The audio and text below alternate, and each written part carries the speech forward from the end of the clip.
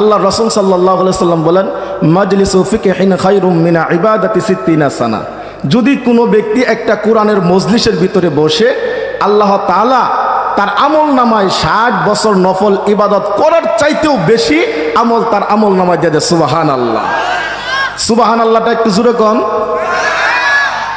সুবহানাল্লাহ বলার 3টা ফায়দা। কয়টা ফায়দা?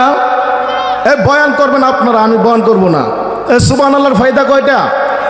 সুবহানাল্লাহর ফায়দা হইল 3টা।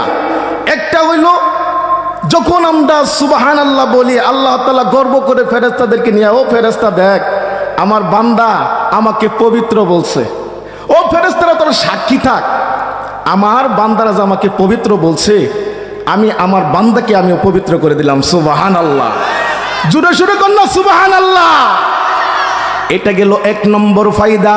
আর 1 নম্বরটা হইল, মহান রব্বুল আলামিন বলে, ও ফেরেশতারা শুনেন, এই আসমান এবং জমিনের মাঝখানে যতটুক জায়গা আছে রে, যদি আমার কোনো বান্দা একবার সুবহানাল্লাহ কয়, এই আসমান থেকে জমিন পর্যন্ত যতটুক জায়গা আছে, আমি ততটুক জায়গা নেকি দিয়া ভরপুর করে দে। আরেকটা হইল, যদি কেউ সুবহানাল্লাহ বলে একবার, আল্লাহ তাআলা জান্নাতের ভিতরে একটা গাছ লাগাই দেয়। সুবহানাল্লাহ।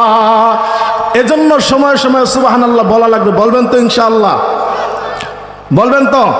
আলহামদুলিল্লাহ আলহামদুলিল্লাহ নাহমাদুহু ওয়া নাস্তাঈনুহু ওয়া নাস্তাগফিরুহু ওয়া নু'মিনু বিহি ওয়া নাতাওয়াক্কালু আলাইহি ওয়া নাউযু বিল্লাহি মিন শুরুরি আনফুসিনা